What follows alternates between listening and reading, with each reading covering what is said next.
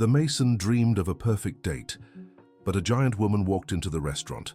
Jack Miller nervously adjusted the dress shirt he had bought especially for that evening, his hands still rough from work on the construction site, trembling slightly as he checked his watch for the 10th time. He had saved for 2 months to pay for that dinner at the most elegant restaurant in San Diego, dreaming of the perfect date that could change his life forever. That's when the establishment's door opened and all conversations stopped instantly. A woman nearly 6 feet tall walked in hesitantly, her eyes scanning the room until they met his. Jack felt the world stop.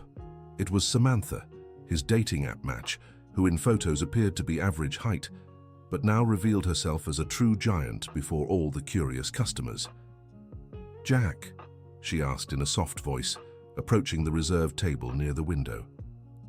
He stood up automatically, feeling even smaller next to her.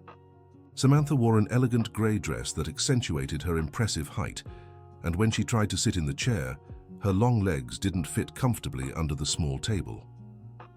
"Hello, Samantha," he managed to reply, trying to hide his shock while pulling out the chair for her.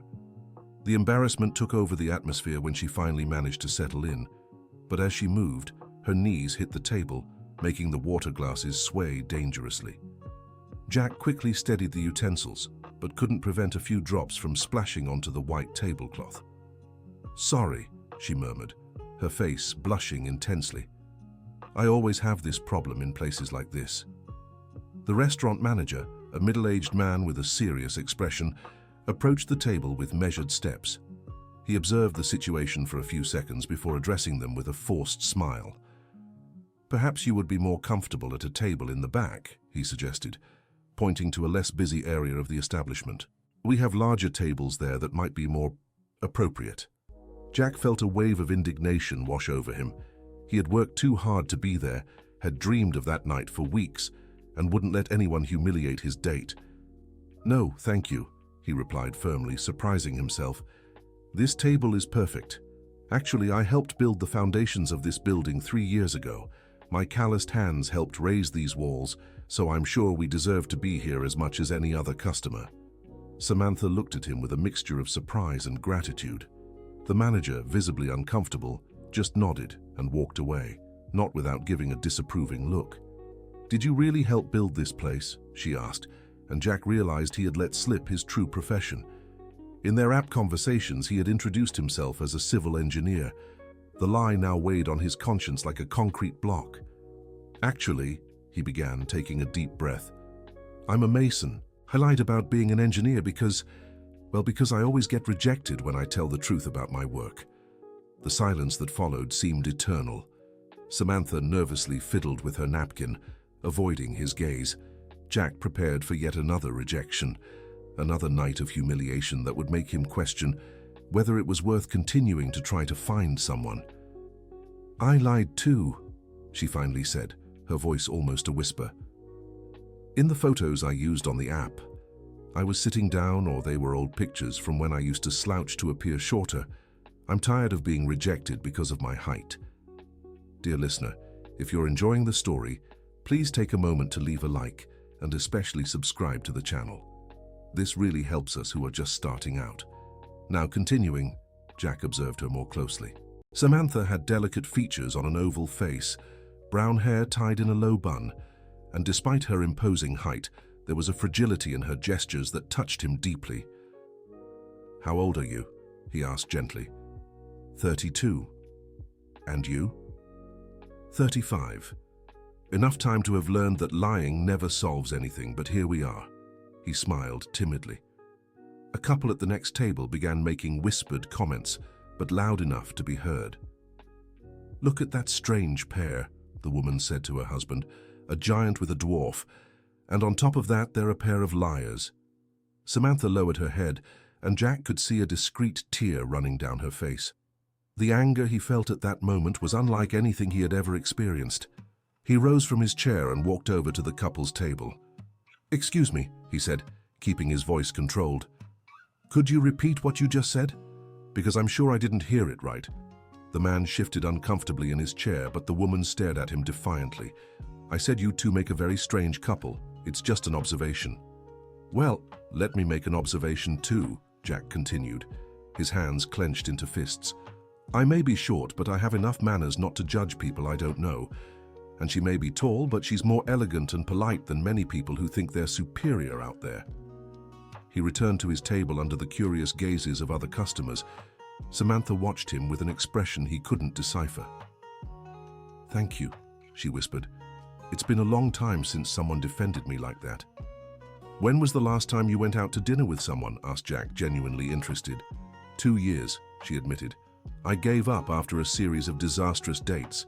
The men were embarrassed to walk beside me, asked me to wear flat shoes, some even suggested I slouch to appear smaller. Jack shook his head, indignant. And you? When was your last date? 6 months ago. The woman said I should have put that I was just a construction worker in my profile, that she had wasted time getting ready to go out with a manual laborer. They looked at each other, recognizing the mutual pain. The waiter approached to take their order, and Jack realized they hadn't even looked at the menu yet. The prices were even higher than he had imagined. Could you give us a few more minutes? He asked, trying to disguise his nervousness. As they browsed the menu, Samantha commented casually, When I was younger, I played volleyball professionally. My height was an advantage. People cheered for me, admired me. It was strange how the same characteristic that made me celebrated on the court became a reason for loneliness in normal life. What happened? Why did you stop playing? Knee injury at 26. I had to undergo 2 surgeries, and when I finally came back, I didn't have the same agility anymore. She discreetly touched her left knee. That's when I discovered how cruel the world can be when you're no longer useful. Jack observed the gesture and understood there was more pain there than she was revealing. I always wanted to study engineering, he confessed. When I finished high school, I got a partial scholarship to a private college, but my mother got sick, and I had to work to support her and my 3 younger brothers. My father had abandoned us years before. And your brothers? 2 have already graduated, thanks to what I managed to save from working. The youngest is in his last year of school. My mother still needs special care because of her heart. Samantha looked at him with genuine admiration. You sacrificed your dreams for your family. I don't see it as sacrifice, I see it as responsibility. But I admit I sometimes wonder how things would be if I'd made different choices. The waiter returned, and they placed their orders. Jack chose the cheapest dish he could find, but even so, he knew the bill would be a blow to his savings. May I ask a personal question? Said Samantha after the waiter walked away. Of course. Why did you specifically lie about being an engineer? Jack sighed, stirring his water glass. Because one of the first times I used the app, a woman asked what I did for a living.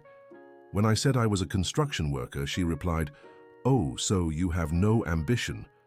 That hurt so much, I decided to lie on my next attempts. What an awful thing to say. Samantha shook her head. Building things with your own hands is an art. My father always said that men who work with their hands build the world we all live in. Your father? Her voice wavered, has Alzheimer's. He's been in a specialized facility for 2 years. Some days he recognizes me, others he doesn't. Jack felt his heart tighten. That must be very hard for you. It is, especially because he was always my biggest supporter. When I was a child and other kids mocked my height, he said I was special, that I was made for big things. Today, when he's lucid, he asks why I stopped playing volleyball, as if the last 6 years never happened. Do you visit him often? Every Sunday. I bring photos from old games, music he liked. Sometimes it works, sometimes it doesn't. She discreetly wiped a tear. Sorry, I didn't mean to ruin dinner with sad talk. You're not ruining anything. Actually, it's comforting to talk with someone who understands the weight of caring for someone we love. Just then, the food arrived. Samantha had ordered a simple salad, Jack a pasta dish. They ate in comfortable silence for a few minutes, each lost in thought. Can I confess something? Jack said suddenly. Of course. When I saw you walking into the restaurant, my first impulse was to run away. Not because you're ugly or anything, but because I thought you'd never be interested in someone like me. And what's your second impression? That I'd be an idiot if I didn't try to get to know you better, regardless of the height difference. Samantha smiled for the first time that evening, and Jack realized how much more beautiful she became when she smiled. "You know," she said, "as a child I was always the tallest in class. The other girls called me Giant Samantha or Lamppost. I developed the habit of slouching, of trying to make myself smaller to take up less space. And today? Today I'm 32 and I still slouch. I still try to take up less space. I still apologize for existing the way I am." Jack stopped eating and looked directly into her eyes. "Don't slouch. Not here. Not with me. You're perfect, just the way you are." It was her turn to stop eating. There was a sincerity in his voice that touched her in a way she hadn't expected.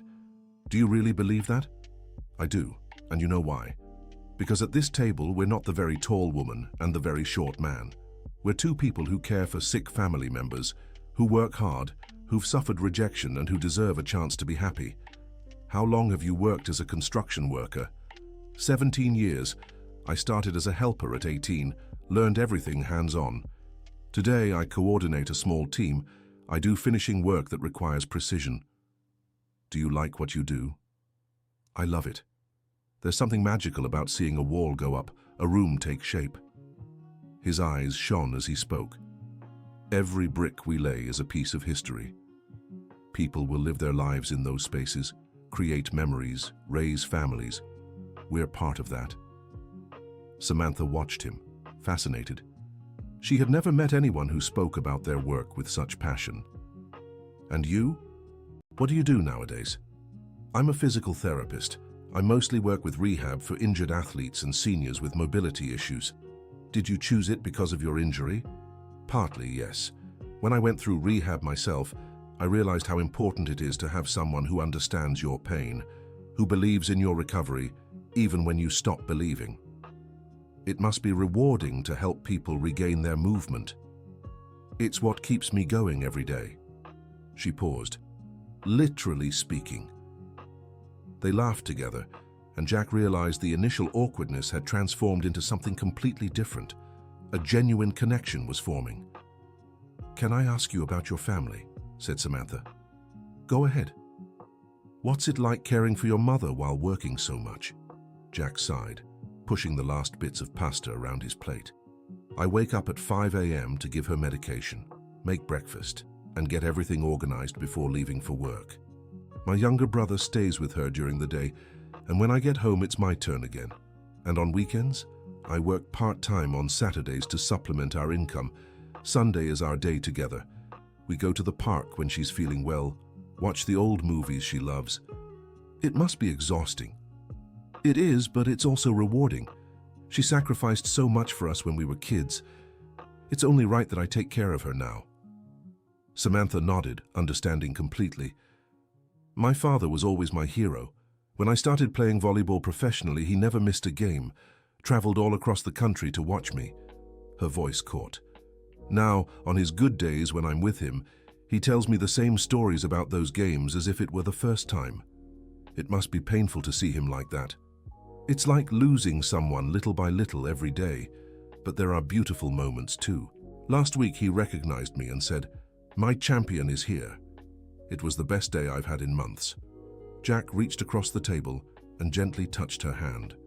The gesture felt natural, spontaneous, and when she didn't pull away, he felt an electric current run up his arm. "You're both special people," he said. "Your father is lucky to have a daughter like you.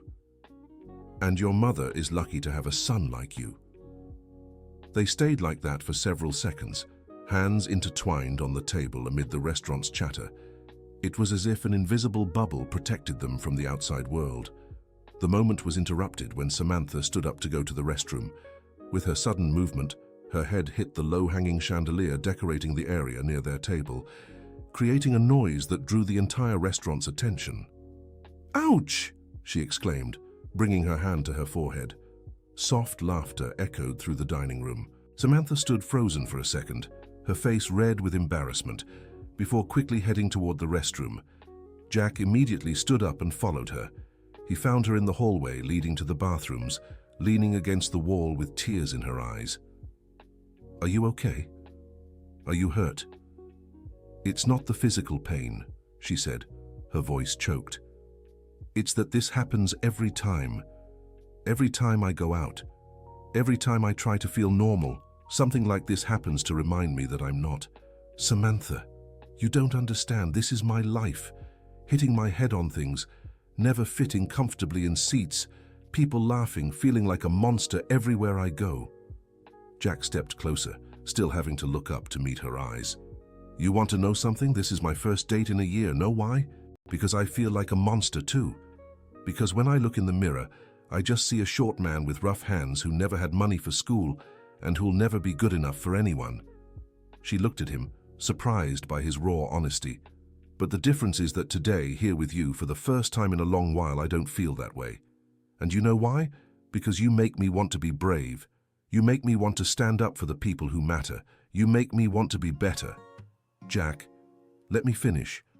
When you hit your head back there, my first thought wasn't how embarrassing. It was, is she hurt? Because that's what I think about when I look at you. Your well-being, your happiness, how to make you smile again. Samantha wiped her tears with the back of her hand. No one has ever talked to me like that. Then those people didn't deserve you. They returned to the table in silence, each processing what had happened in the hallway. The restaurant atmosphere seemed different now, as if the shared intimacy had changed how everything around them felt. Can I ask about your routine with your father?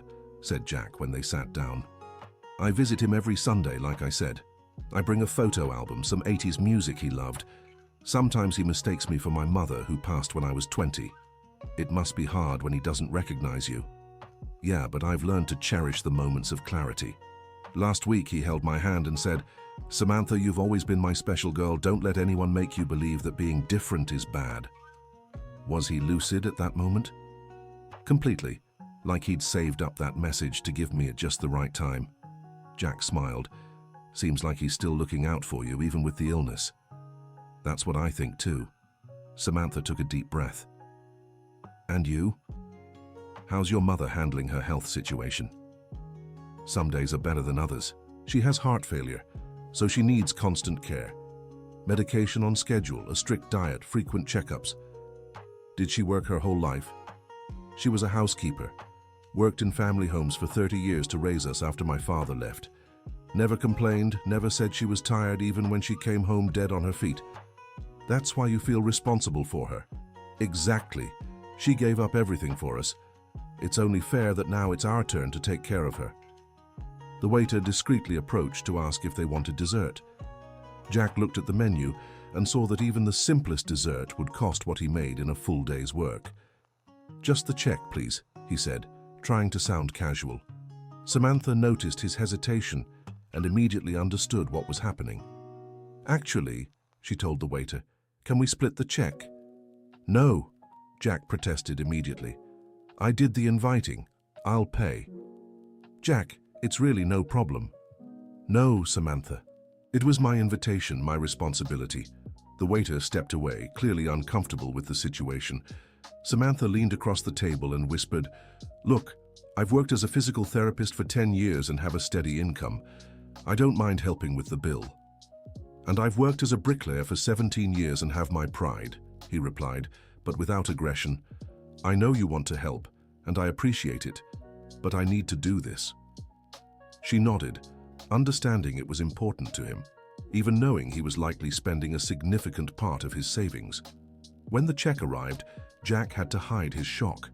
It was exactly the amount he'd calculated, but seeing the numbers printed made it all more real.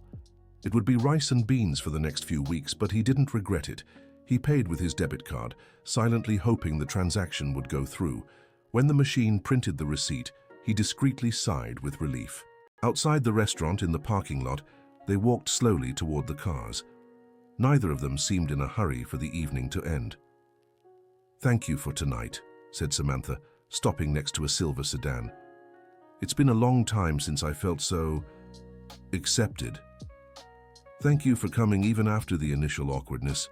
Jack stopped next to a small old pickup truck. And Samantha? Yes? Next time. If there is a next time. Can we go somewhere more simple? I know a family restaurant that makes the best home-cooked food in town. You can sit comfortably there, and I can pay without selling a kidney." She laughed, a genuine and pleasant laugh to hear. "I'd love to, but only if you promise one thing." "What?" "That you'll be yourself. No lies, no trying to impress. Just Jack, the construction worker who builds worlds and takes care of his family with love." "I promise." "And do you promise to be just Samantha, the physical therapist who helps people move again and has a giant heart to match her height?" "I promise." They said goodbye with a hug, and Jack had to stretch to properly reach her shoulders. Samantha leaned down slightly, and for a moment they were at the perfect height for each other. "Can I call you tomorrow?" he asked, still in the embrace. "You can, but not too early. On Sundays I visit my dad in the morning." "What time do you get back?" "Usually around 3 in the afternoon." "Then I'll call you at 4. Maybe we can take a walk on the beach if you'd like." "I'd love that." Jack watched her get into the car and wave through the window before starting the engine. He stood in the parking lot until the taillights disappeared around the corner. On the way home, driving his noisy pickup through the streets of San Diego, he couldn't stop smiling. For the first time in years, he felt he had met someone special, someone who, like him, carried pain and responsibilities, but still had hope in her heart. When he got home, he found his younger brother Brian, 17 years old, studying at the kitchen table. "How was the date?" asked Brian, looking up from his books. "It was different than I expected." "Different good or different bad?" Jack sat down next to his brother, still wearing his dress shirt. "Good different. Really good. Tell me about it." "She's special, Brian. Truly special. But she has some quirks that... just like you," Brian interrupted with a mischievous smile. "Remember when you spent 3 months rehearsing to ask Ashley out in high school, and in the end, she was the one who asked you?" Jack laughed at the memory. "That was different. We were teenagers. And now you're adults who deserve to be happy." Brian closed his book. "Are you going to see her again?" "Tomorrow." "Then stop being neurotic and go to sleep." "Mom asked about you earlier. I think she's still awake." Jack went up to his mother's room and found her reading an old recipe book, wearing reading glasses. "How was dinner, son?" asked Mrs. Dorothy, 62 years old, a small, thin woman who kept smiling despite life's difficulties. "It was good, Mom, really good. And the young lady, is she kind?" "Very kind. And she has a huge heart." "Then she must be special. You only talk like that about special people." Jack sat on the edge of the bed. "Mom, can I ask you something?" "Of course, my son." "How did you know you really liked Dad? I mean, truly?" Mrs. Dorothy set the book down and looked at her son affectionately. "When I started caring more about his happiness than my own, when seeing him smile became more important than anything I could want for myself." "And what if people say you're too different?" "Jack, my love, differences don't destroy relationships. Lack of respect does.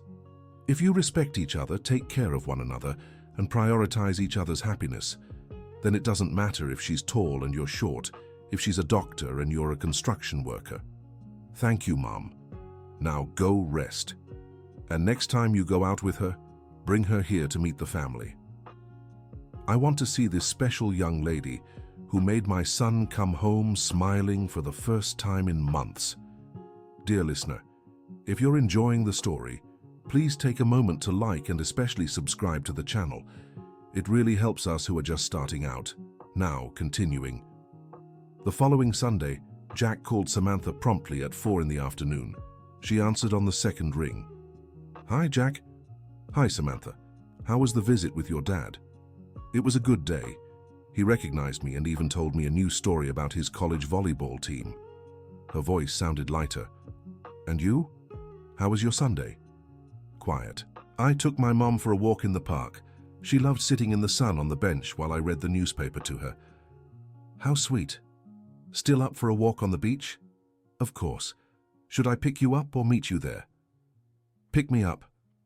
I live near the Marina District. Do you know it?" "Yes, I do. Should I pick you up in 20 minutes? "Perfect." Jack got ready in jean shorts and a simple t-shirt, very different from the formal clothes from the previous night. When he arrived at the address Samantha had given him, he was surprised. It was a modern building in a good location, very different from the simple house where he lived with his family. She came down wearing a flowery summer dress and flat sandals, her hair loose and swaying in the wind.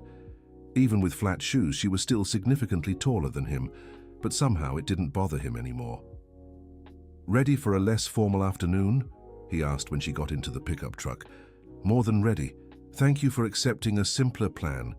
Actually, I prefer it this way. Yesterday I was too nervous to really enjoy your company." They drove to Pacific Beach, found a spot near the sand and walked toward the ocean. It was a typical Sunday afternoon in San Diego, with families spread out on the sand, children playing, street vendors offering their goods. "I like it better like this," said Samantha, breathing in the salty air.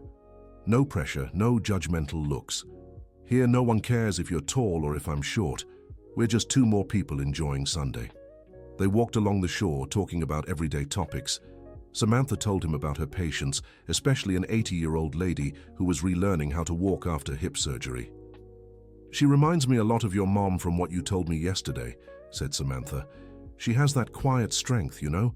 Never complains, always says thank you, even when the exercises hurt." "My mom has always been like that. I think she taught us that complaining doesn't solve anything, but hard work always leads somewhere. My dad used to say something similar. Samantha, you can choose to lament or to fight, but you can't do both at the same time." They stopped at a coconut water stand and ordered 2 cold ones. The vendor, a man about 50 years old, commented as he opened the coconuts. "What a beautiful couple. Different, but harmonious." Jack and Samantha looked at each other, both blushing slightly. It was the first time someone had referred to them as a couple, and even though technically they weren't, the word felt strangely right. "Thank you," Jack replied simply. They continued their walk, drinking coconut water and watching the people. Samantha pointed to a family where the father was teaching his young son how to fly a kite. "I've always wanted to have a family," she said, almost to herself. "When I was younger, I dreamed of having tall children who could be athletes like me. And today? Today I dream of having happy children, regardless of their height or what they choose to do with their lives. I think you would be an amazing mother. You think so? I'm sure. I've seen how you care for your father, how you talk about your patients. You have a natural maternal instinct." Samantha smiled, but Jack noticed a shadow of sadness in her eyes. "What is it?" "It's just... Well, it's not easy to find someone willing to build a family with me. Most men feel intimidated. The intimidation is in their heads, not in you. Any man with half a brain would realize that having you in his life would be incredibly lucky." They sat on the sand, close to the water. Jack took off his sneakers and Samantha her sandals, leaving their bare feet in the warm sand. "Can I say something that might sound strange?" he said. "Go ahead." "Yesterday, when I saw you for the first time at the restaurant, I was shocked not only because of your height, but because you were much more beautiful than in the photos." "Really? Really? The photos didn't capture your eyes, your smile, the way you move gracefully even when you feel awkward." "Jack, let me finish. Today, walking on the beach beside you, I felt proud. Proud to be with a strong, intelligent, beautiful, and kind woman. And if people looked, it was with admiration, not judgment." Samantha turned to face him directly. "How do you always know exactly what I need to hear?" "Because I speak the truth. It's always been easier for me to be honest than to make up complicated stories. Except when you lie about being an engineer," she teased. "Touché. But I promised I wouldn't lie anymore, remember?" They laughed together, and Jack realized how easy it was to be with her. There was no tension, no need to impress. It was natural, comfortable. "Do you want to walk to the end of the beach?" suggested Samantha. "Let's go." They stood up and continued their walk, now closer to each other. At one point, their hands accidentally touched, and both let them remain intertwined. "Can I tell you something embarrassing?" said Samantha. "Of course." "The day before yesterday, I spent 2 hours choosing what to wear. I tried on 6 different dresses, and in the end, I ended up picking the first one anyway." "Why?" Because I was nervous. Very nervous. It's been so long since I've met someone who I was really interested in. I was nervous too. So much so that I arrived at the restaurant an hour early and drove around the neighborhood so I wouldn't get there too soon. Really? Really, and you know what else? When I saw you, even with the initial shock of your height, my first thought was, she's perfect. Samantha stopped walking and looked at him in disbelief. Really? Really? Because you held your head high, even though you were clearly nervous, you dressed carefully, even knowing I might have a bad reaction. You were brave. I didn't feel brave. But you were. And you still are. They reached the end of the beach where there was a small stone pier. They climbed up and sat on the edge, their feet dangling over the water. Jack, can I ask you a personal question? Go ahead. Have you ever been married? No. I was engaged once, 5 years ago, but it didn't work out. What happened? Jack took a deep breath, looking at the horizon. She said I needed to grow up in life, stop supporting my family and focus on our future. She wanted me to put my mother in a public nursing home and tell my brothers to fend for themselves. Wow. When I realized she didn't understand that my family is part of who I am, I knew it wouldn't work out. He looked at Samantha. And you? Have you ever been married? No. I had a serious relationship 3 years ago with a doctor. It lasted a year. What happened? He said I drew too much attention when we went out together, that people would stare and comment. He suggested I always wear flat shoes, that I stop dressing up so much. Her voice turned bitter. In the end, he admitted he felt ashamed to be seen with me. What a fool! After him, I decided it was better to be alone than with someone who made me feel worse about myself. And how do you feel with me? Samantha thought for a moment before answering. Accepted. For the first time in years, I feel accepted exactly as I am. Because you're perfect, just the way you are.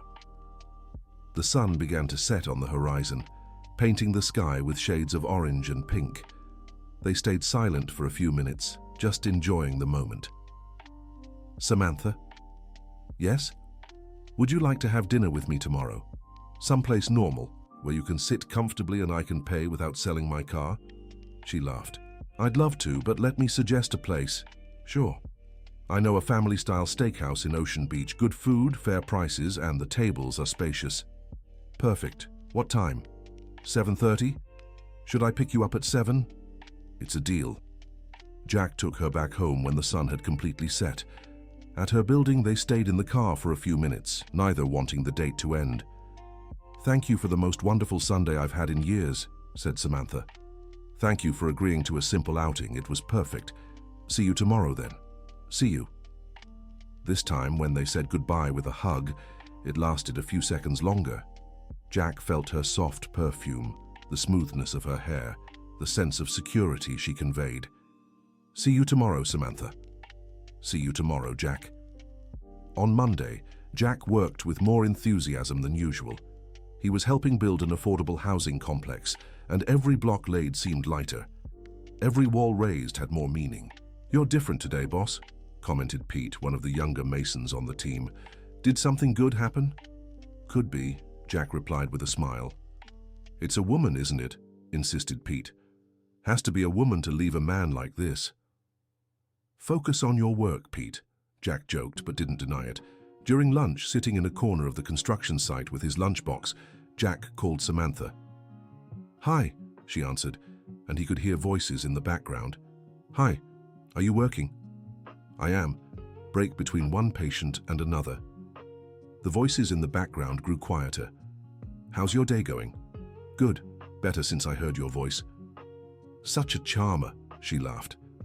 My day just got better too. Still up for dinner tonight?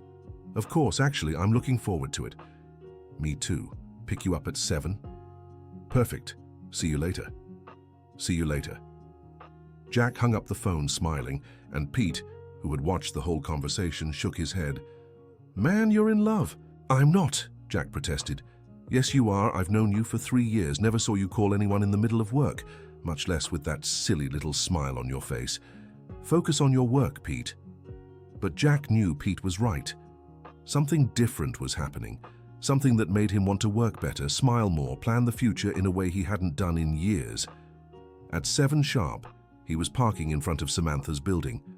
She came down promptly, wearing a light blue blouse and jeans, more casual than in previous meetings. "Hi," she said, getting in the car. "Hi, you look beautiful." "Thank you." I decided to stop worrying so much about what to wear and focus on feeling comfortable. Good decision. Comfortable suits you. The steakhouse Samantha had suggested was exactly the kind of place Jack loved. Family atmosphere, spacious tables, smell of grilled meat in the air, country music at just the right volume. "This is perfect," he said when they sat down.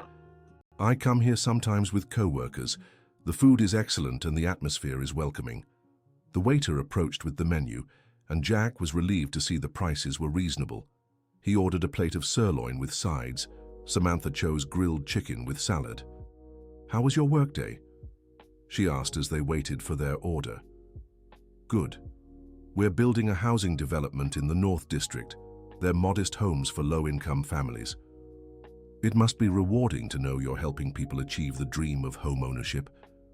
"Yes, it is. There's one family that comes by every day to check on the construction progress. The couple has 2 young children, and it's heartwarming to see the anticipation in their eyes." "Have you always worked in construction?" "Always. I started as a laborer at 18, then learned the trade by watching more experienced masons. Now I coordinate my own small team." "Do you want to have your own company?" Jack stopped to think.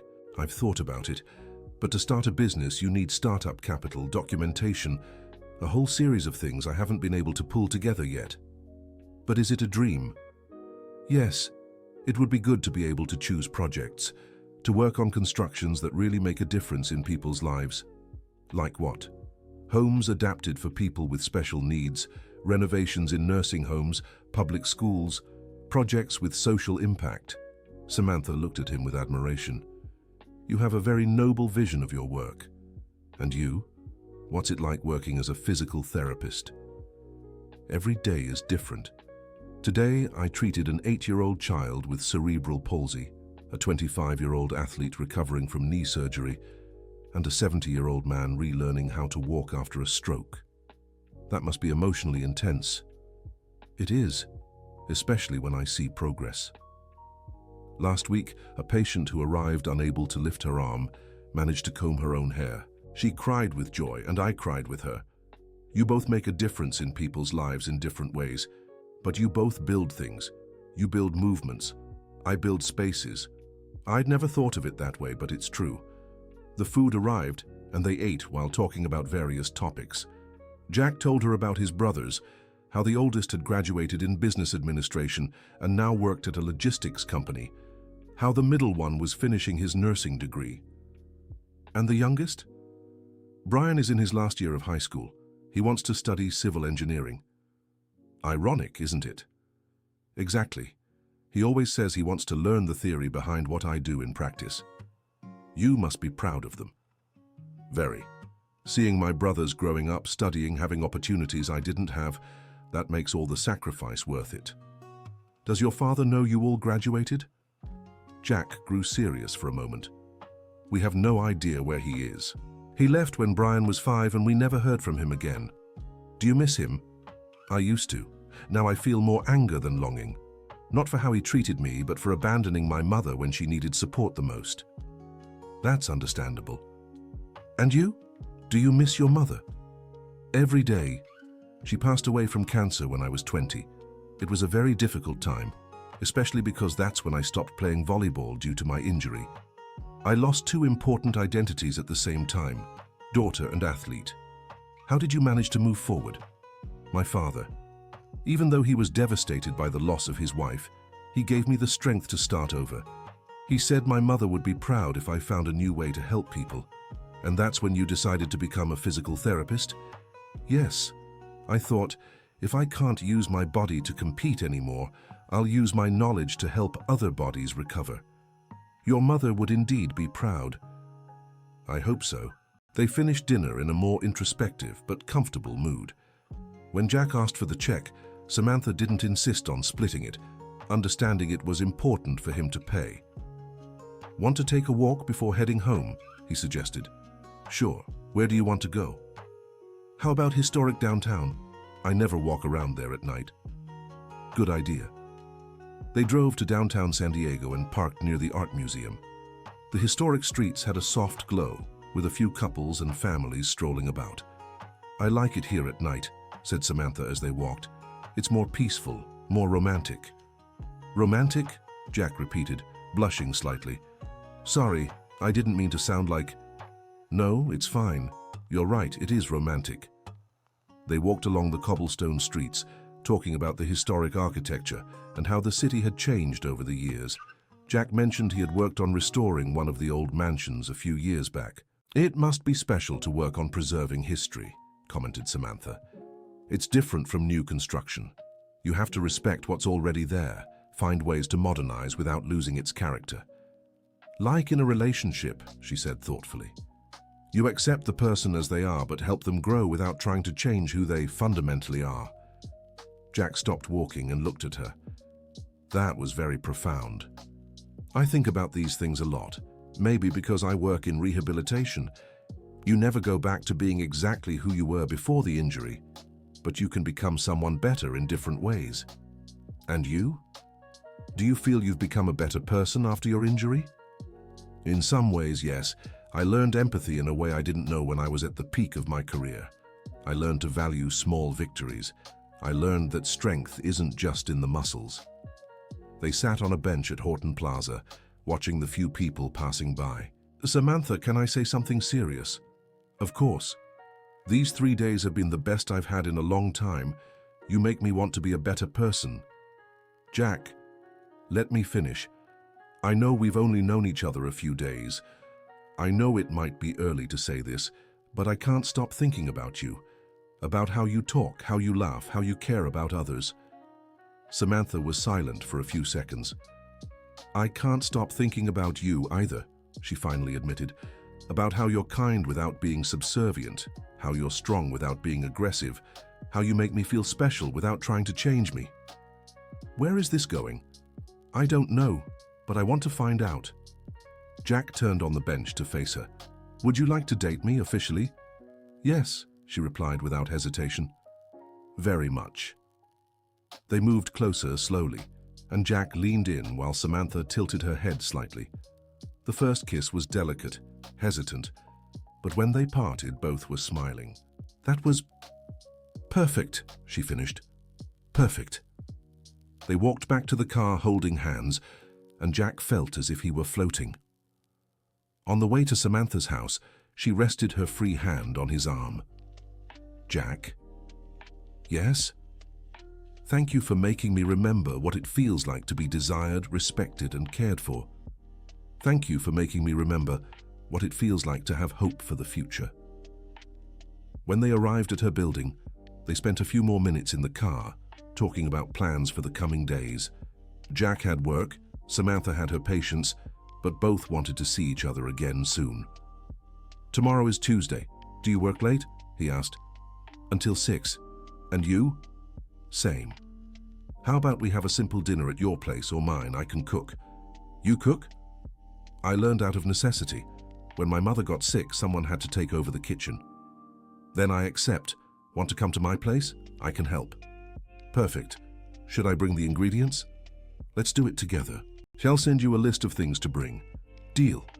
They said goodbye with another kiss, longer this time, and Jack waited for her to enter the building before leaving. At home, he found Brian still awake, studying for a math test. "Hey, bro, how did it go?" "We're officially dating," Jack announced, smiling. "Really, that was fast." "Sometimes the right things happen quickly." "What's she like? Besides tall?" Jack sat at the kitchen table next to his brother. "She's special, smart, caring, works hard, takes care of her sick father, has a huge heart." "Sounds perfect for you." "It really does." "When are we going to meet her?" "Soon. First, I want to be sure this is serious." "From your smile, it's already serious," Brian joked. "Go study, kid." "I will." But I'm happy for you, Jack. You deserve to be happy. Jack went upstairs to say goodnight to his mother and told her about the new relationship. Mrs. Dorothy was visibly moved. Son, I haven't heard you talk about someone with so much affection in years. It's different, Mom. She's different. When can I meet her? Soon. I want to make sure I don't scare her by introducing the whole family at once. Nonsense. If she really likes you, she'll like your family too.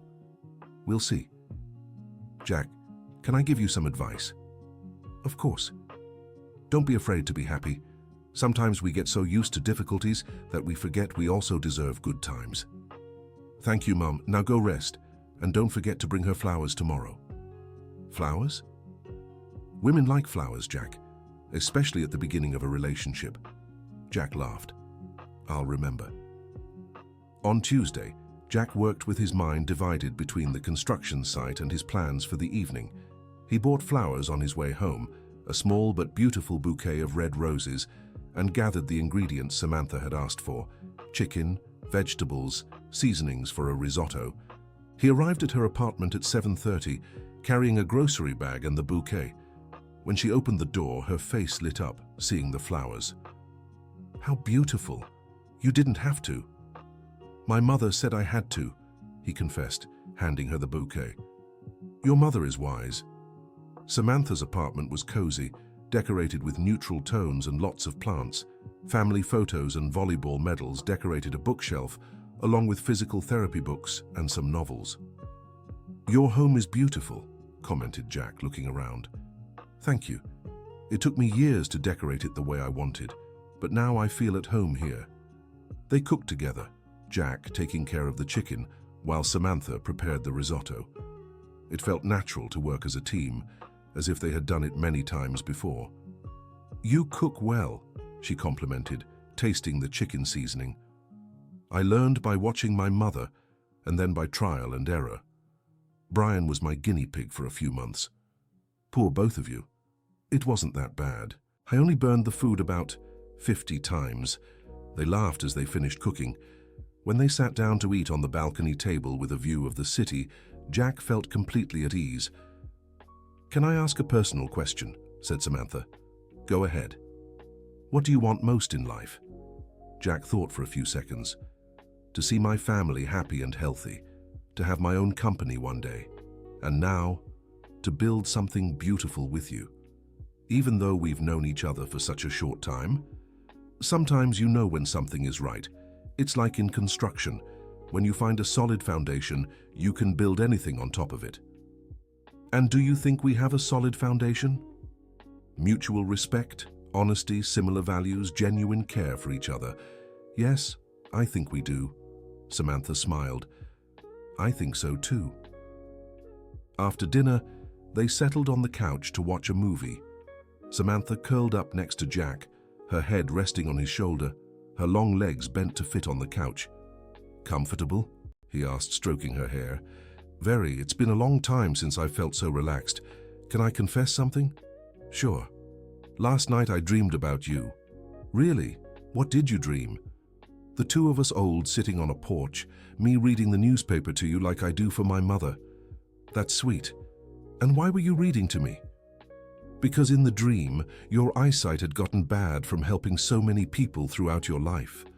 Samantha pulled back slightly to look at him. You dream about us as old folks? We just started dating. I know it's strange, but when I think about the future, you're there. It's not strange, she said, snuggling back into him. It's sweet. They watched the movie in comfortable silence, just enjoying each other's presence. Jack realized how easy it was to be with Samantha, how there was no need to impress or pretend to be someone he wasn't. Jack? Yes? I'm happy. Me too. It's been a long time since I felt like this. How long? Years. Since before the injury, I think. Even when I was at the peak of my career, there was always pressure, a worry. With you, I feel at peace. That's exactly how I feel. Like all the problems still exist, but somehow they're easier to deal with because you're with me. When the movie ended, it was past 11 at night. Jack got up to leave, but Samantha held his hand. You don't have to go yet, unless you have to wake up very early. 5:30 as always. Then you can stay a little longer. They sat on the porch watching the city lights. San Diego at night had a particular beauty, with the movement of the port in the distance and the lit-up buildings creating a welcoming urban scene. Jack, can I talk about something that worries me? Of course. People will talk about us, about the height difference, about our professions, about everything. And does that bother you? A little. Not because I care about other people's opinions, but because I don't want you to feel embarrassed. Jack turned to face her. Samantha, you've made me feel many things these days. Happy, hopeful, proud, in love, embarrassed, never. Even when people stare? They stare because you're a beautiful woman walking next to a man who's clearly in love. I don't see a problem with that. You really think I'm beautiful? I think you're the most beautiful woman I've ever seen in my life. And it's not just the physical appearance, it's the way you treat people, how you talk about your work, how you take care of your father. Jack, it's the way you insisted on taking it slow with me because you understood I was nervous. It's how you didn't insist on paying the bill at the expensive restaurant because you understood it was important to me. It's how you're here, right now, making me feel like I can be vulnerable without losing your admiration. Samantha leaned in and kissed him softly. How do you always manage to make me cry from emotion? Because I speak the truth. And you're not used to hearing the truth about how amazing you are. Neither are you. What do you mean? You're also not used to hearing how special you are. A man who sacrifices his own dreams to take care of his family, who works with passion, who treats me like a princess even though I'm different. That's rare, Jack. Different in what way? You know. No. Explain. Tall, strong, too independent for some men. To me, you're perfect, and your independence attracts me. It doesn't bother me. I want a partner, not a dependent. They talked until almost midnight, sharing dreams, fears, childhood stories. When Jack finally got up to leave, he felt as if he had known her for years. See you tomorrow? He asked at the door. Of course. Where? How about you come over for dinner at my place? I want you to meet my family. Samantha hesitated for a second. Are you sure? Isn't it too soon? I'm sure they're going to love you. What if they don't? Impossible, but if for some crazy reason they don't, what matters is how I feel about you. Okay, what time? 7? Dinner is at 8. Perfect. Should I bring something? Just you. They said goodbye with a long kiss, and Jack drove home with his heart overflowing with happiness. There was something about Samantha that made him feel complete, as if a piece that had always been missing had finally clicked into place. Dear listener, if you're enjoying the story, please take a moment to like and especially subscribe to the channel. It really helps us who are just starting out. Now, continuing. On Wednesday, Jack told his family about the dinner that evening. Mrs. Dorothy got excited and insisted on helping prepare the meal, despite the limitations imposed by her heart condition. Mom, you don't need to tire yourself out, Jack protested. Nonsense. This is the first girlfriend you've brought home in 5 years. Of course I'm going to help welcome her properly. Brian was also thrilled about the news. Is she really that tall? He asked for the 10th time. Brian, that doesn't matter, Jack scolded. Yes, it does. I want to know if I'm going to look like a hobbit next to her. You're almost as tall as I am, you'll be fine. The older brothers, Michael and David, were invited to dinner. It was rare for the whole family to get together on a weekday, but everyone made a point of meeting Samantha. Jack spent the day working, but with his mind elsewhere. Something important was happening, and he wanted everything to go right. He bought a simple bottle of wine on his way home and helped set the kitchen table, which would be a bit small for 6 people, but it was where the family always gathered. At 7 on the dot, the doorbell rang. Jack opened the door and found Samantha holding a small box of sweets. I brought a gift for your mother, she said, visibly nervous. How sweet of you. When Samantha entered the simple Miller family home, she had to duck slightly to get through the doorway. The living room was small but cozy, with well-kept antique furniture, and many family photos on the walls. "Samantha, this is my mother, Mrs. Dorothy." Jack made the introductions. Mrs. Dorothy rose from the sofa where she had been resting and walked over to Samantha with a warm smile. "What a pleasure to meet you, dear," she said, having to tilt her head quite a bit to look her in the eye. "Jack hasn't stopped talking about you." "The pleasure is mine, Mrs. Dorothy. I brought some sweets for you." Samantha leaned forward to hand over the box, putting herself at just the right height to chat comfortably. "How polite. Jack, you didn't tell me she was so kind." Brian appeared from the kitchen, drying his hands on a dish towel. "Hi, I'm Brian, the younger brother." "Hi, Brian. Jack talks about you a lot. He said you want to study engineering." "That's right. I want to learn the theory behind what he does in practice." "How nice. My father was an engineer before he retired." Michael and David arrived a few minutes later, and Jack made the introductions.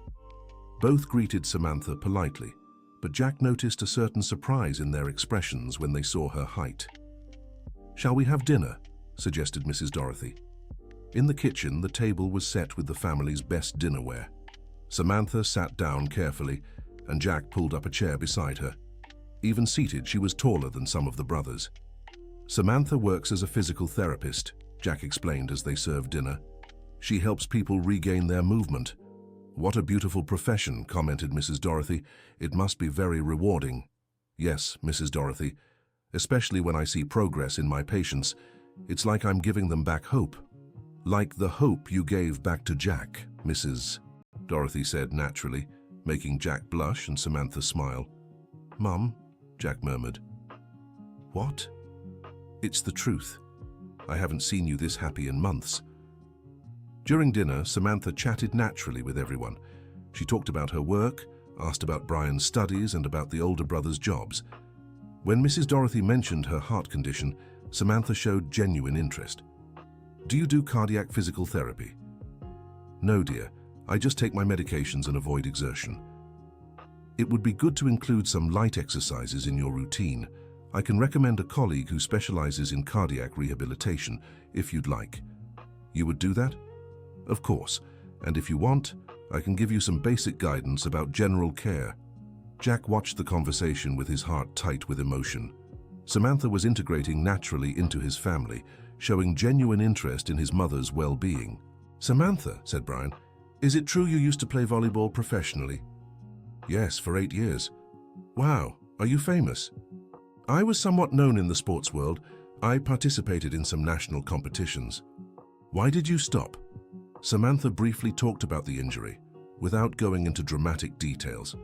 The family listened respectfully, and Jack noticed the admiration growing in everyone's eyes. "And now you help other people who went through similar situations," observed Michael. "It's a beautiful way to turn a difficulty into a purpose." "Exactly. I learned that sometimes what seems like the end of one story is actually the beginning of another." After dinner, Mrs. Dorothy insisted on showing Samantha the family photo album. They sat on the living room sofa, Samantha bending down to be at the ladies' level. "Here is Jack at about 10 years old," showed Mrs. Dorothy.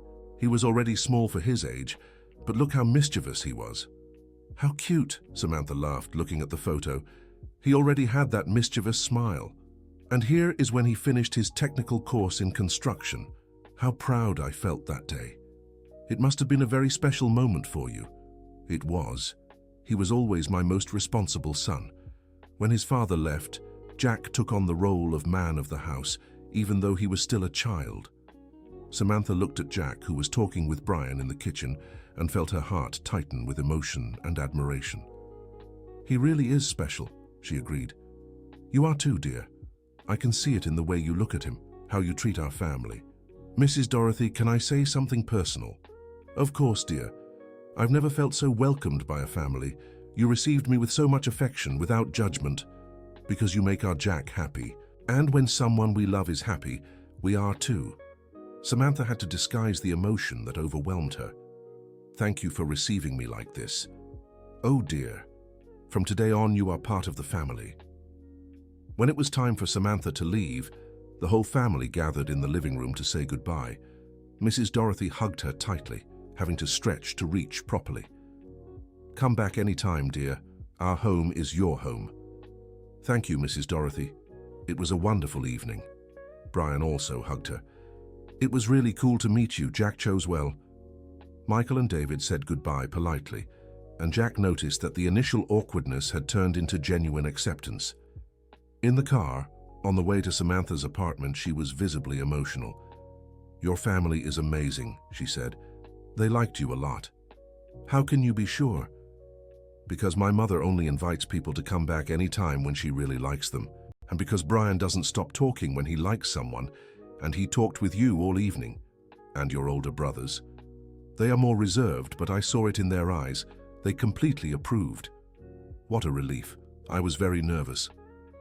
Why? Because your family is very important to you. If they didn't like me, it would be a real problem for our relationship. Jack stopped the car at a traffic light and looked at her seriously. Samantha, my family is important, yes, but you are too. If there were a conflict, I would choose a way to resolve it that wouldn't harm either side. Really? Really? Because you've become too important to me in such a short time. How important? As someone I want to build a future with. Samantha fell silent until they reached her building. When they said goodbye, the kiss was different, more intense, filled with feelings that were growing rapidly. Jack, yes? I love you. Jack felt the world stop for a second. I love you too, Samantha. It was the first time they had exchanged those words, and both knew they had crossed an important line in their relationship. Good night, she whispered. Good night. I love you. I love you too. Jack drove home with his heart overflowing. In just a few days, his life had completely changed. He had found not just a girlfriend, but someone who fit perfectly into his life, who respected his family, who shared his values. At home, he found Mrs. Dorothy still awake, drinking tea in the kitchen. How was it? She asked when Jack entered. Perfect, Mom. Everything perfect. She's special, Jack. I can tell she has a good heart. I'm in love with her. I know, son. And she with you too.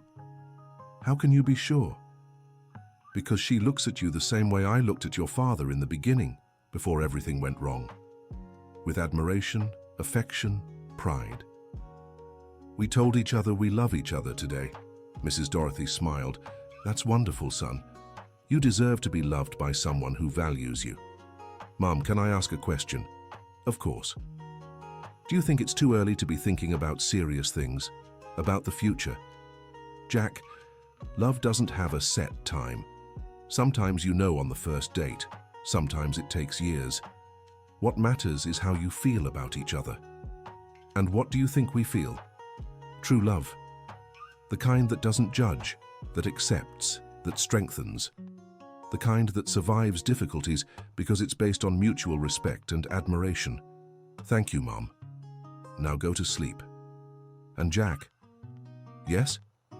Don't let her get away. Women like her are rare. I won't let her.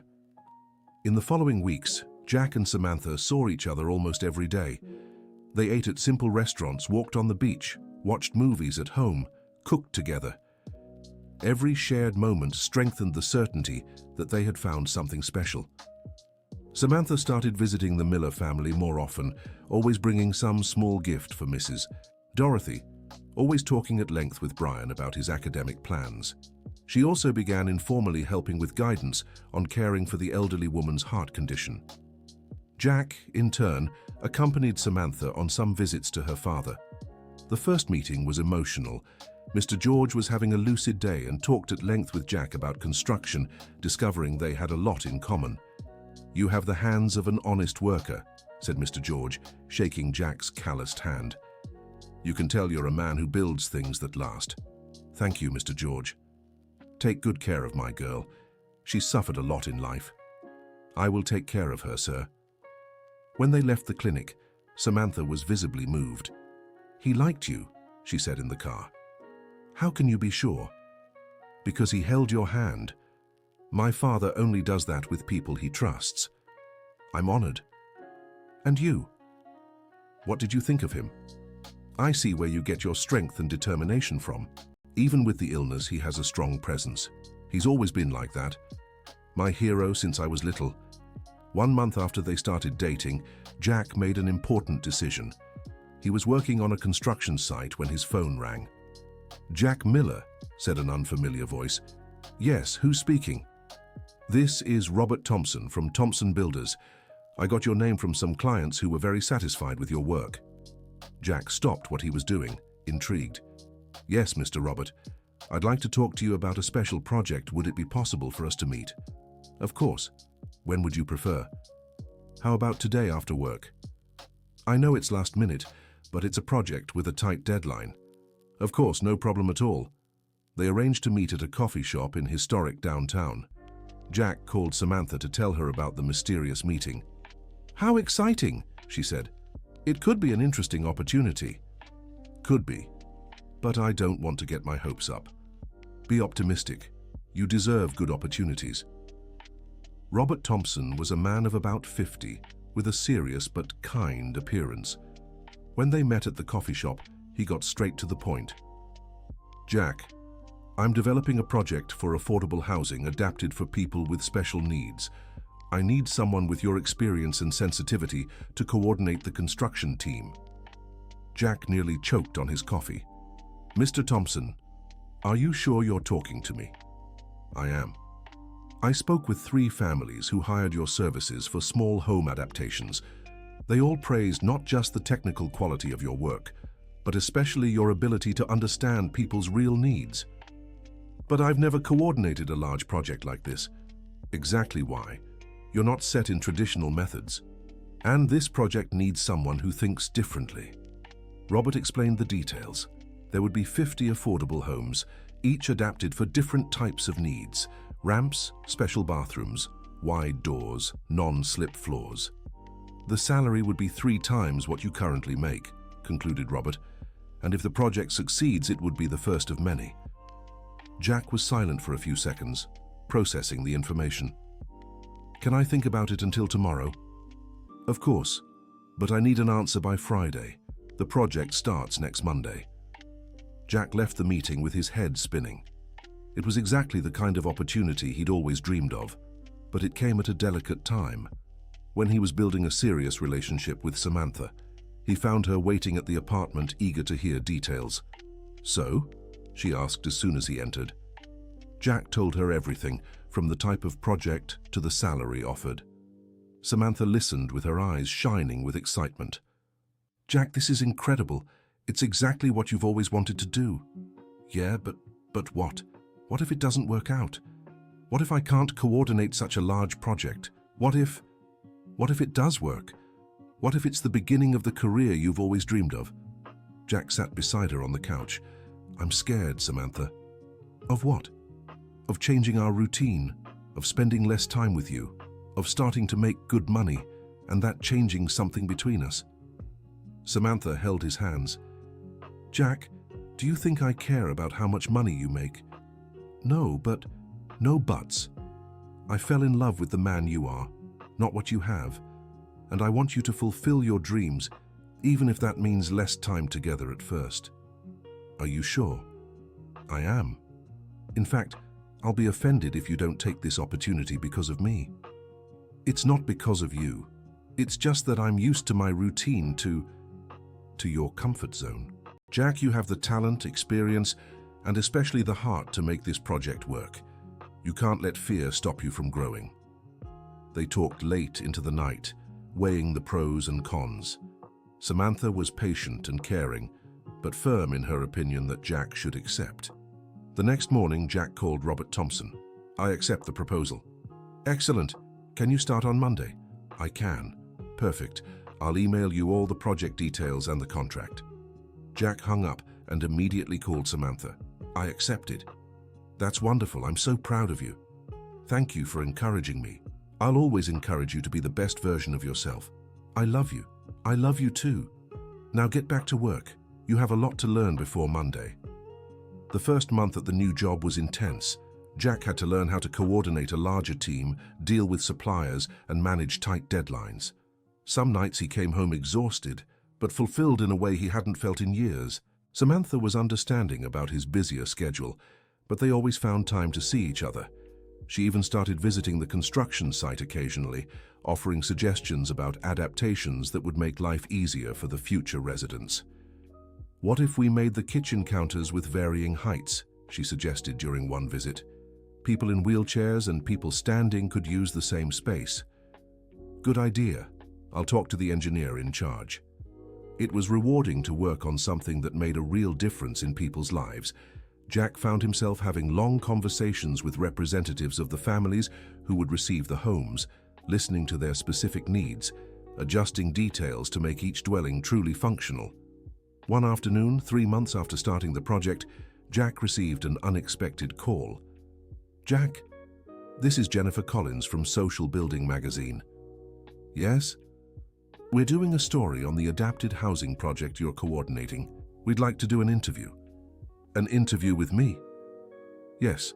The project has drawn attention in the industry. We want to talk about the innovative concept and your professional journey." Jack was speechless for a few seconds. Of course. When would it be?" "Tomorrow afternoon, if possible. At the construction site itself." "Perfect." When he told Samantha about the interview, she was thrilled. "My boyfriend is going to be in a magazine," she celebrated. "It's kind of surreal." "It's the recognition you deserve. I always knew you were special. Even when you met me and I was lying about my profession. Especially because of that. Because underneath the lie was an incredible man who just needed to believe in himself." The interview went better than Jack expected. The journalist Jennifer Collins was experienced and asked smart questions about the project, his work methodology, his vision of social building. "What makes this project different?" she asked. "We don't build adapted houses. We build functional homes. The difference is that every detail is thought of for the people who will live there, not just for basic functionality." "And how does your personal experience influence the work?" "I come from a simple family. I know what it's like to struggle to have a decent home. This helps me understand that a house isn't just a place to live. It's where people build their lives, their memories." "What's your next goal?" Jack thought of Samantha, of family, of dreams that now seemed possible. To keep growing professionally, but without ever losing sight that the most important thing is quality of life. "I want to have my own company one day, specialized in this kind of social project." The story was published 2 months later, featured on the magazine's cover. Jack appeared in a photo at the construction site, explaining accessibility details to a future resident in a wheelchair. Samantha bought 5 copies of the magazine. "I'm going to save them to show our children," she said naturally. "Our children?" Jack repeated, smiling. "Oops, it just slipped out." "It's okay. I think about that too." "Really?" "Of course. I imagine you pregnant. I imagine our children playing in the backyard of our house. I imagine teaching my son to play soccer while you teach our daughter to play volleyball. And if our daughter wants to play soccer and our son wants to play volleyball, even better, we'll cheer for all sports." They laughed, but both knew the conversation had touched on an important subject. They had been together for 6 months and were already talking naturally about a shared future. "Samantha?" "Yes? Do you really want to have children with me?" "I do, very much." "And get married?" "I want that too. So I think we need to do this right." "What do you mean?" Jack stood up from the sofa where they'd been talking and knelt before her. "Samantha, I don't have a ring yet or a rehearsed speech, but I can't wait any longer to ask you this." Samantha brought her hands to her chest, her eyes filling with tears. "Jack, will you marry me? Will you build a family with me? Will you let me spend the rest of my life trying to make you happy?" "Yes," she answered without hesitation. "Yes, yes, yes." Jack stood up and kissed her, both crying with emotion. It was official. They were getting married. "But one condition," said Samantha when they separated. "What?" "I want a simple wedding, family and close friends, nothing showy." "Perfect. I prefer it that way too. And I want our parents to walk us to the altar, Mr. George on his good days, my mother in memory. It will be beautiful." They married 6 months later, in a simple ceremony at the neighborhood church where Jack had grown up. Samantha wore an elegant but understated dress, Jack a suit he'd bought with his first paycheck from his new job. Mrs. Dorothy cried throughout the ceremony, happy to see her son fulfilling his dream of starting a family. Mr. George, having one of his clearest days in months, walked Samantha to the altar and whispered in Jack's ear, "Take good care of my special girl." "I always will, Mr. George."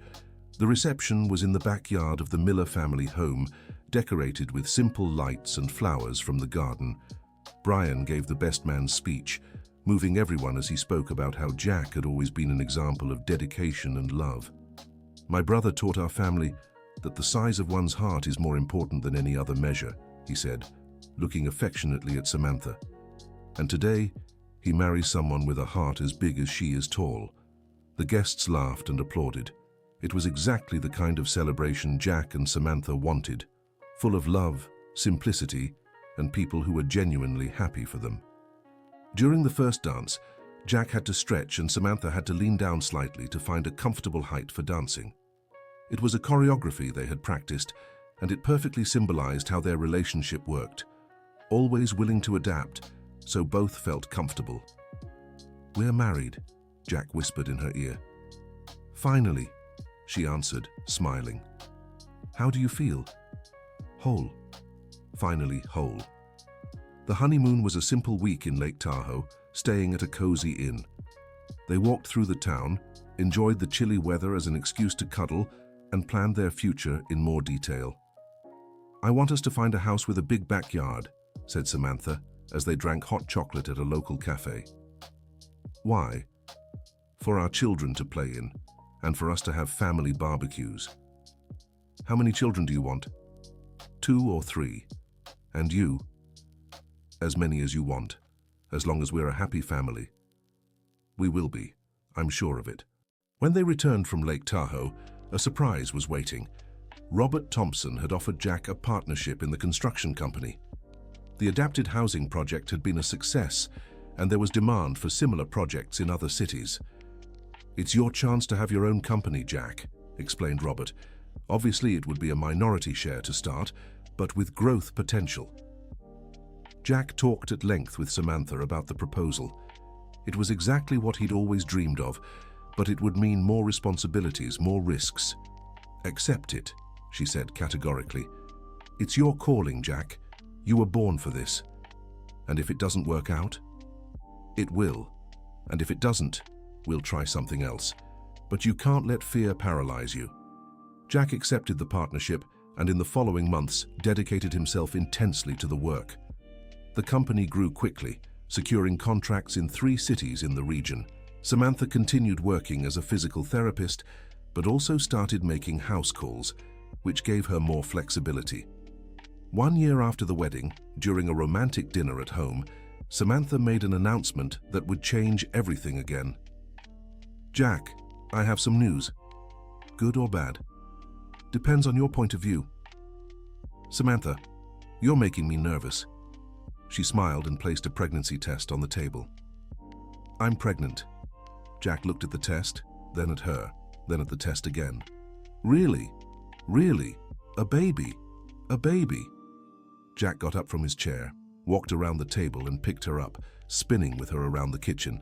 "We're going to be parents. We're going to be parents." "Jack, put me down before I get sick," she laughed. He gently set her back on the floor. "Sorry, I'm in shock. When did you find out?" "Today. I was a week late, so I decided to take the test." "How are you feeling?" "Happy, scared, excited, all at the same time." "And physically?" "A little nauseous in the morning, but nothing major." Jack knelt and kissed Samantha's still flat stomach. "Hi, baby. It's Daddy. I can't wait to meet you." Samantha ran her hand through his hair, her eyes full of happy tears. "You're going to be a wonderful father. And you're going to be the most amazing mother in the world." Samantha's pregnancy was smooth. She continued working until the 7th month, when the size of her belly combined with her natural height began to make some appointments uncomfortable. Jack became even more caring and attentive. He woke up in the middle of the night to get Samantha's strange food cravings, massaged her sore back, and talked to the baby every night. "He kicks when you talk," Samantha observed one night, her hands on her belly. "She recognizes her daddy's voice," Jack corrected. "Are you sure it's a girl?" "I have a feeling. And you?" "I think it's a girl too. A tall girl like her mommy, or short like her daddy. It doesn't matter, I just want her to be healthy." While preparing for the baby's arrival, they turned the guest room into a beautiful nursery. Jack personally built the crib, the dresser, and a lovely bookshelf for children's books. "Our baby is going to have the safest furniture in the world," Samantha joked, watching Jack test the crib's sturdiness for the 10th time. "I just want to make sure everything is perfect." Mrs. Dorothy was thrilled at the prospect of becoming a grandmother. She insisted on helping with all the preparations, knitting tiny clothes and giving advice based on her experience raising 4 children. Mr. George, although having fewer moments of clarity, had a special day when Samantha told him about the pregnancy. He held her belly with his trembling hands and said, "My great-granddaughter is going to be as beautiful as her grandma." "How do you know it's a girl?" asked Jack. "A grandfather's intuition. And she'll be tall, strong, and brave like her mother." Samantha cried with emotion. Even with his illness, her father still had moments of deep connection with the family. Jack's work was also thriving. The construction company had secured a major contract with the local city government to build an adapted rehabilitation center. It was exactly the kind of project that motivated him the most, building spaces that would make a real difference in people's lives. "I'm thinking of expanding even further," he told Samantha during lunch. "Robert suggested we open a branch in the capital." "Would that mean frequent trips?" "At first, yes. At least once a week." Samantha thought for a few seconds. "Do you want to do this?" "I do. It would be a big step for the company, but only if you're comfortable with the idea." "Jack, you've given up many things in life to take care of your family. Now that you have the chance to achieve all your professional dreams, you can't let it pass." "But what about the baby and you?" "The baby won't be born for another 3 months, and I'll have your mother and your brothers to help me. We'll make it work." "Are you sure?" "I am. In fact, I'll be proud to say that my husband is a partner in a construction company with branches in the capital." Jack smiled and held her hand on the table. "How did I get so lucky to find you?" "Not luck. It was destiny. Life brought us together because we were made for each other." The branch in the capital was inaugurated 3 months later, exactly 1 week before Samantha went into labor. Jack was in Los Angeles when he got the call from Brian. "Jack, I think it's time." "What do you mean it's time?" "Samantha is having contractions. Mrs. Dorothy said to take her to the hospital." "I'm on my way. Don't let her have the baby without me." Jack drove from Los Angeles to San Diego like he had never driven in his life, respecting the speed limits but taking every opportunity to accelerate. He arrived at the hospital 2 hours later, just in time to witness the birth of his daughter. Emma Dorothy Miller was born at 11:47 p.m. on a rainy October Friday, weighing 7 pounds and measuring 20.5 inches. She was a healthy girl, with brown eyes like her mother's and rosy cheeks like her father's. "She's perfect," whispered Jack, holding his daughter for the first time. "Just like her mother," added Samantha, exhausted but radiant. "She has her daddy's nose," observed Mrs. Dorothy, who had gotten special permission to enter the room. Emma Dorothy was a calm baby who slept well at night and nursed easily. Samantha adapted naturally to motherhood, and Jack discovered that being a father was even better than he had imagined. "I never thought I could love anyone more than I love you," he said to Samantha one early morning while rocking Emma Dorothy. But our love multiplied when she arrived. "That's exactly how I feel, like my heart has doubled in size." The first months with Emma Dorothy were intense but wonderful. Jack adjusted his work schedule to be more present. Samantha took extended maternity leave to dedicate herself fully to her daughter. The Miller family gathered every Sunday to watch their granddaughter grow. Brian, now in college, was the most doting uncle in the world. Michael and David, already married, brought their own children to play with their cousin. Mr. George had a few lucid moments in which he managed to hold his great-granddaughter. In one of those moments, he looked at Jack and said, You kept your promise. You took good care of my girl and now have a beautiful family. Thank you, Mr. George, for raising such a special daughter. Now it's your turn to raise a special girl. When Emma Dorothy turned 6 months old, Samantha decided to go back to work part-time. They found a trustworthy nanny to help, but Samantha made a point of being present for the most important moments of her daughter's development. She's already trying to sit up by herself, observed Jack one afternoon playing with Emma Dorothy on the living room rug. And look how she watches you when you talk. She already perfectly recognizes her daddy's voice. I think she's going to be smart. Of course she will. She has civil engineer genes from her father's side and athlete genes from her mother's side. Civil engineer? Jack laughed. Construction worker, you mean? Jack, you're a partner in a construction company. You coordinate complex projects. You have teams working under your responsibility. You're a civil engineer in practice, with or without a degree. It was true. Jack's work had evolved far beyond manual construction. He now designed projects, coordinated large teams, participated in important bids. He had earned in practice the position he had always dreamed of having through studies. You know something, said Samantha. I think we should throw a first anniversary party. Invite family and friends. Celebrate everything we've achieved. Good idea. Where? How about at our new house? Jack stopped playing with Emma Dorothy and looked at Samantha. New house? I found a perfect house for us. 3 bedrooms, big backyard, in a family-friendly neighborhood. The mortgage payment fits our budget. Samantha, I know we haven't discussed this, but I thought you'd be happy to have our own house. Jack stood up and kissed her tenderly. Of course I'd be happy. Let's go see this house. The house Samantha had found was exactly what they needed. Located in a quiet residential neighborhood, it had 3 bedrooms, 2 bathrooms, a spacious living room, and a perfect backyard for Emma Dorothy to play in when she grew up. It's perfect, Jack agreed during the tour. I can make some small adjustments to make it even more functional. Like what? Kitchen counters at different heights, so we can both use them comfortably. Adjustable shower heads in the bathrooms. Strategic shelves so you don't have to bend over too much. You always think of everything. I've learned that details make all the difference. They bought the house and moved when Emma Dorothy was 8 months old. Jack insisted on carrying Samantha over the threshold, even though she protested it was ridiculous. It's tradition, he insisted.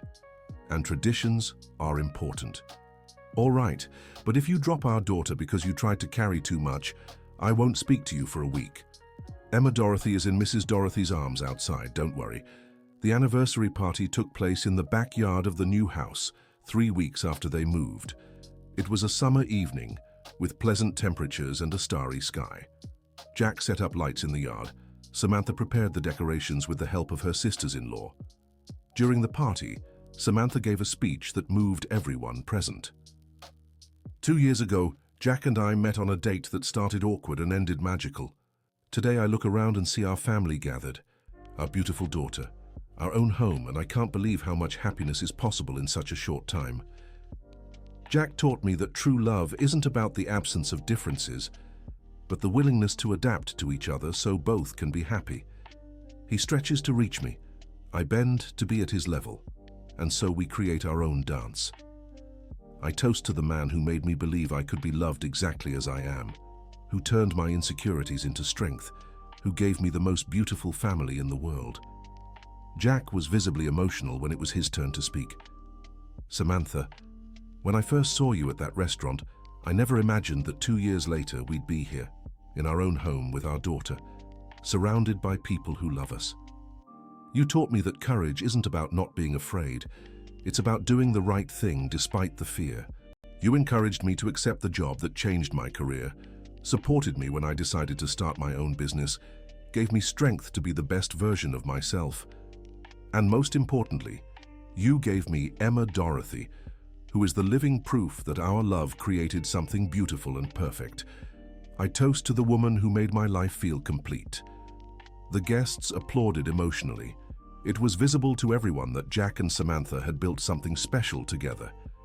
Later, when the party had ended and Emma Dorothy was asleep, They sat on the porch of their new home, watching the stars. "It was a perfect night," said Samantha, her head resting on Jack's shoulder. "All our nights are perfect. Even the ones where Emma Dorothy wakes up crying at 3 in the morning. Especially those, because even when we're tired, we're happy. Jack?" "Yes? I want another baby." Jack turned to look at her, surprised. "Really?" "Really. Emma Dorothy needs a little brother or sister." When it happens naturally, there's no rush. But do you really want to?" "I do. Our family isn't complete yet." "Then let's work on that." Jack smiled, kissing her forehead. 2 years later, when Emma Dorothy was already walking and saying her first words, William Jack Miller was born. He was a robust boy with blue eyes like his maternal grandfather and dark hair like his father. "Now our family is complete," said Samantha, still in the maternity ward, watching Jack hold their son while Emma Dorothy, being held by Mrs. Dorothy, looked curiously at her little brother. "Absolutely complete," Jack agreed. William was different from Emma Dorothy in temperament. While she had been a calm baby, he was more restless, slept less, demanded more attention. But Jack and Samantha quickly adapted to the new family dynamic. "Looks like he'll be an athlete like his mother," Jack observed one afternoon, watching William at just 6 months old constantly trying to stand up in his crib. "Or a builder like his father. Look how fascinated he gets when you show him your tools." Jack's company continued to grow. They had secured contracts in 5 different cities and were negotiating an international project in Costa Rica. It was exactly the kind of success he had always dreamed of, but it only made sense because he had a family to share it with. Samantha had gone back to work, but now she divided her time between home visits and appointments at an office she had rented near their home. The flexible schedule allowed her to be a present mother. When William turned 1, they received an unexpected visit. Robert Thompson showed up at their house on a Sunday afternoon with a proposal that would change everything again. "Jack, the construction company has received a proposal to join an international social housing consortium. These are projects in 3 North American countries." "Interesting. And what does that mean in practice?" "It would mean you coordinating projects in the United States, Mexico, and Canada. It would be an international recognition of the work we've developed." Jack looked at Samantha, who was playing with the children in the backyard. "Robert, it's an amazing opportunity, but I need to talk with my family. International projects mean long trips, time away from home." "Of course, it's an important decision, but I wanted you to know that the consortium specifically asked for you. Your name is being recognized internationally." When Robert left, Jack told Samantha about the proposal. She listened in silence, processing the implications. "What do you want to do?" she finally asked. "I don't know, it's the peak of my career, but at the same time our children are small, we're building our family life." "Jack, remember what you told me when we first met? That you wanted to do projects that had real social impact." "I remember. This would be the ultimate social impact. Housing for families in need in 3 countries. How many lives would be transformed? Many. But what about our life here? Our life here will continue. The children will grow up proud to have a father who made a difference in the world. And I will make sure that when you return from your trips, our home will always be your safe harbor." "Samantha, accept it, Jack. It's your destiny. You were born for this. And what if it doesn't work out? It will work out. And if it doesn't, we'll try something else. But you can't let fear stop you from flying high." Jack agreed to join the consortium. The first few months were challenging, with bi-weekly trips and the need to coordinate teams in 3 countries with different cultures. But the work was exactly what motivated him most, building hope in the form of houses. Samantha managed family life with the help of Mrs. Dorothy, who had moved into a small house in the back of the yard. Emma Dorothy, now 4 years old, understood that Daddy traveled to build little houses for other families and was always anxious for his return. "Daddy, will you build a house for us too when we grow up?" she asked one evening when Jack had returned from a 2-week trip to Canada. "I already did, Princess, this house we live in. Daddy renovated everything with you in mind. But when I grow up, I want a house just for me. Then Daddy will build the most beautiful house in the world for you." William, now 2 years old, was very attached to his father and cried every time he traveled. Jack felt heartbroken at every goodbye, but Samantha always reassured him.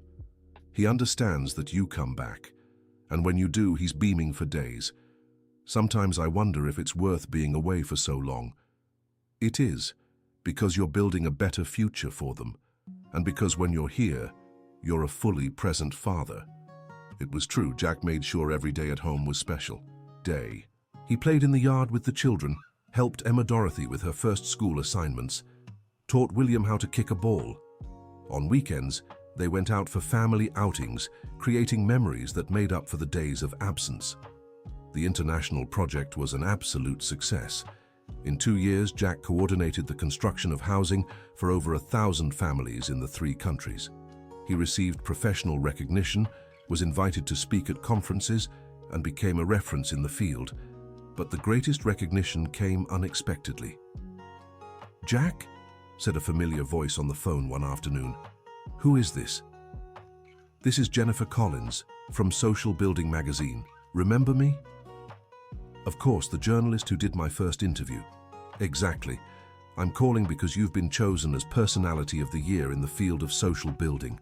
We'd like to do a special feature on your journey." Jack nearly dropped the phone. "Personality of the Year? How?" "Your work on the international consortium caught attention. You're the first American to coordinate a social project of this magnitude. The feature would be the cover of the December issue." When he told Samantha, she started crying with emotion. "I'm so proud of you," she said, hugging him tightly. "From where you started to where you are now, it's unbelievable. It was only possible because you always believed in me. I just saw what was always there. The talent, the dedication, the huge heart." The article was published with national prominence.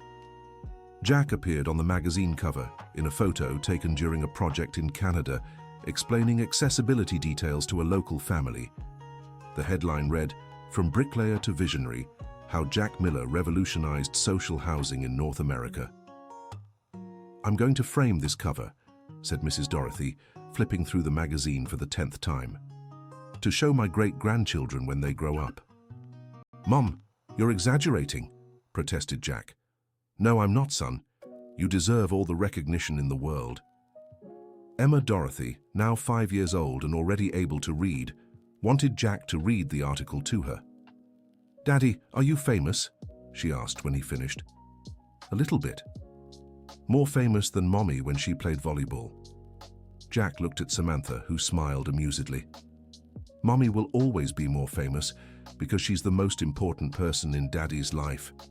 "What about us?" asked William, not wanting to be left out of the conversation. "You are the most important of all. Everything Daddy does is for you to be proud of him." "We are already proud," said Emma Dorothy, with the typical seriousness of children. "You're the best daddy in the world." Jack felt his eyes fill with tears. No matter how much professional recognition he received, nothing compared to the approval of his own children. That evening, after the children had gone to sleep, Jack and Samantha sat on the porch of the house he had lovingly renovated years before. "Looking back, would you change anything?" asked Samantha. "Nothing. Absolutely nothing. Not even how we met, that awkward encounter? Especially not that. It was perfect just the way it was. Our flaws, our insecurities, our initial lies, everything was necessary to get us where we are. Sometimes it feels surreal. 7 years ago, I was a lonely woman who had given up on finding someone. Today I have a wonderful husband, 2 beautiful children, a large and loving family. And I was an insecure construction worker who lied about his profession because he was ashamed of who he was. Today I'm a partner in an international company, but most importantly, I'm a father and husband." "What changed you?" "You. You made me believe I was good enough.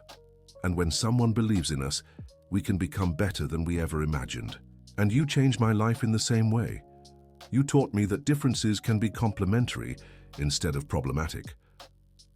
They stayed silent for a few minutes, watching the stars and listening to the nighttime sounds of the quiet neighborhood where they had built their life. "Samantha." "Yes?" "Thank you." "For what?" for coming into my life, for agreeing to have dinner with me even when you realized I had lied, for encouraging me to grow professionally, for giving me the most beautiful children in the world, for making every day worthwhile. Thank you for defending me at that restaurant when people spoke badly about us, for introducing me to your wonderful family, for making me feel loved and desired every day, for being the honest and caring man I always dreamed of finding. Jack stood up and reached out his hand to her. Shall we dance? Here? Without music? With the music of the crickets and the wind in the trees. Samantha accepted his hand and they stood up. Jack had to stretch up. She leaned down slightly, and they began to dance slowly on their porch under the starlight. It was the same choreography of mutual adaptation they had developed since their first meeting. The same willingness to adjust to each other so both would feel comfortable. The same certainty that together they could face any challenge. "I love you," whispered Jack. "I love you too," replied Samantha. "Forever." And they danced late into the night, two imperfect human beings who had found perfection in each other, quietly celebrating the beautiful life they had built brick by brick, dream by dream, love by love. End of story. Now tell us what you thought of the story and where you're following us from. Share your honest impressions about Jack and Samantha's journey in the comments. Do you believe true love can overcome any differences? We'd love to read your opinion, and thank you so much for joining us. Don't forget to leave your like and subscribe to the channel so you don't miss other moving stories.